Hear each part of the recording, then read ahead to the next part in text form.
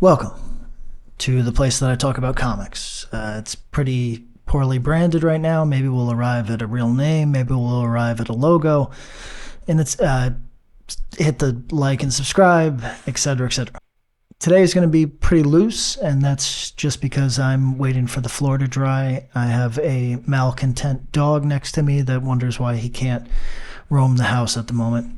A couple weeks ago, Mark Millar, not Millar, even though it's an A and it's a complete abomination and an insult to the English language, Mr. Millar made a suggestion about bringing back some of the big name talent to the big two, which have experienced, I think it's fair to say, a bit of a drought, maybe a brain drain that took place over 10 years ago at this point. His idea is to bring back the big name talent, inject some enthusiasm into the market, and it'll have a trickle-down effect into creator-owned. And then, of course, in a healthy comics ecosystem, creator-owned then feeds back into Big Two, and there's a cycle of life here.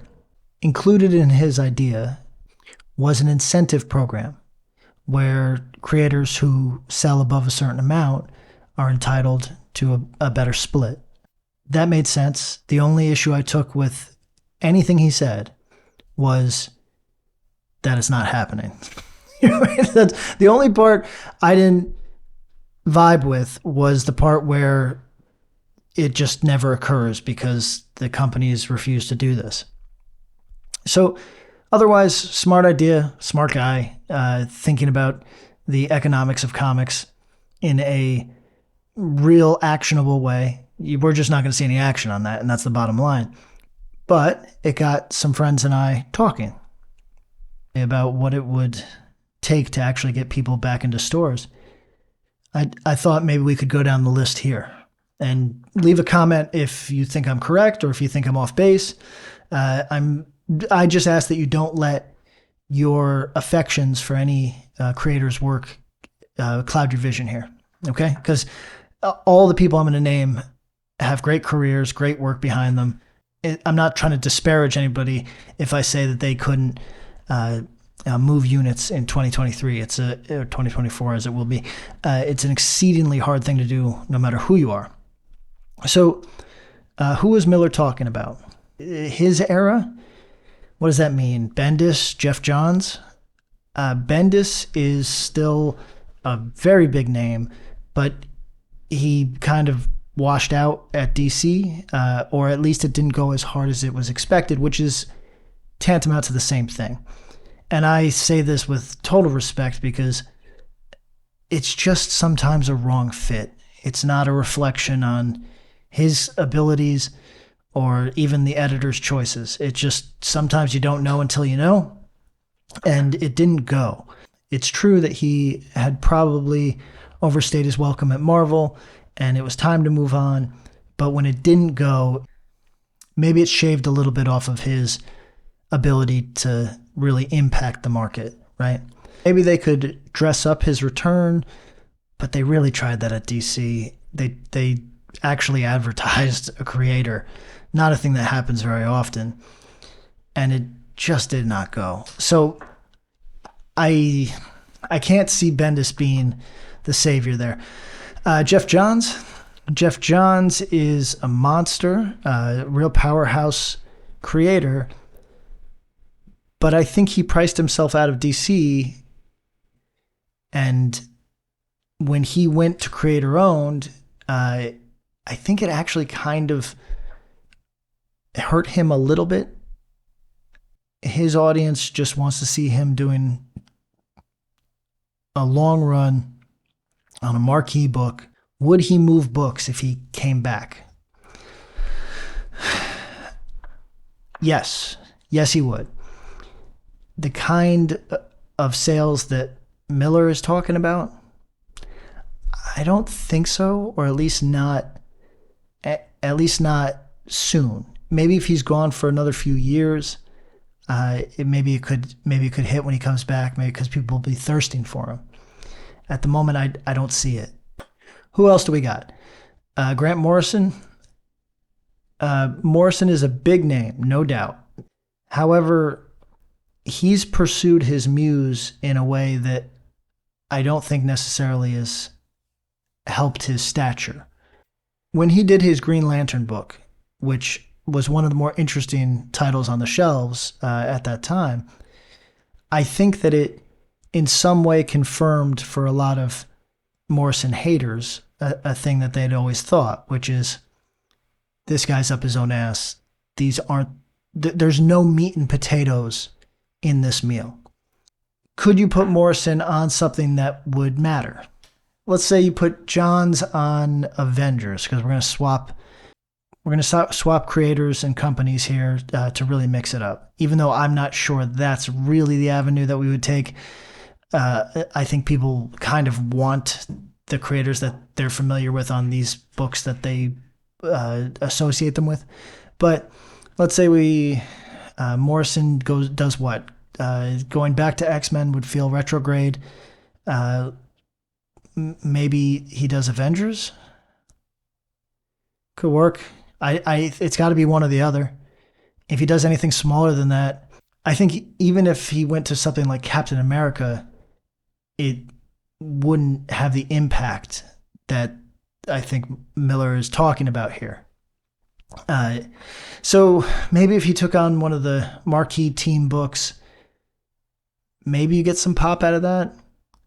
Put Jeff Johns on X-Men. Maybe that works. Maybe it doesn't. Put Grant Morrison on Avengers. Certainly it would be doing better than it is today. Yes. Before we go any further, don't get me fucked up here. Anything would help. But can it justify crazy page rates and all the effort that it would take to wrangle sort of the biggest cats in the industry? Let's go a generation down. Matt Fraction. I don't see that as going. People like his writing. I think there would always be a place for him at any company, but I don't think people have necessarily, and I say this respectfully, thought his heart was in it for a while, and I just don't think that it's a sales boom of any type if he comes back. Remender could go, but it would have to be X-Men. His work on X-Force was very well received. I don't think Remender on anything else besides the next book captures the imagination in the way that Millar's talking about here. They already blew their load with Hickman. I'm sure that the books he's doing now are still killing it compared to the average book, but the hype is gone. So take Hickman off the table. That just leaves Brubaker. Would it matter? I mean, he had runs that people really loved from an era that people remember well, which is important, by the way. No matter what people think, the John Byrnes and the Chris Claremonts wouldn't move a fucking thing in 2023. Because even though the average reader is old, they're no longer that old, right? There's people who would be excited, but it wouldn't be enough. You need somebody that was popping in the 2000s, 2010s. That's it. That's the only thing that would move anything. So Brubaker. Put Brubaker on Batman, but he's not going to want to do the bullshit, right? Try hitting that guy with a crossover that he doesn't want to do at this stage in his career. Hit him with an event that he's not interested in at this stage in his career. I think it's a powder keg. What else could you put him on? Obviously, Daredevil, Captain America, things people remember him fondly for. But again, it's a cheat, and I don't think these guys coming back to the exact team, the exact character, whatever, I don't think that goes. You got to shuffle these guys onto big books, but different books. I personally think Brubaker is a good fit for DC, but I don't know what they would put him on. It's just Batman, right? What are you going to give him, a Martian Manhunter mini? It's got to be Batman. Does he want to do it? Again, I guess if you back up the Brinks truck, anything's possible, but he's the only one of these names that I think could have a pop. And even then, I'm very skeptical. And then, no disrespect to the artists, but there's not an artist in the world that's going to move a fucking book at this point. I know that sounds totally dismissive. It's not for lack of talent. It's how these companies have played you. At some point, we'll talk about the one artist that Marvel has pushed in the last 10 years and how that experiment doesn't seem to be working out exactly as planned. It's doing a lot for that person's commissions, I'm sure, but it's not hooking readers in the way that I think they'd hoped. These companies have not necessarily looked out for the artist's best interests, and as a result, you don't have that power in the market. Let me know what you think here. Am I not accounting for somebody? There's other talents like Kelly Sue DeConnick. I don't think that she's done work more recently than the others, and I just don't recall it being a sales windfall of any type. So who am I forgetting? Would they matter?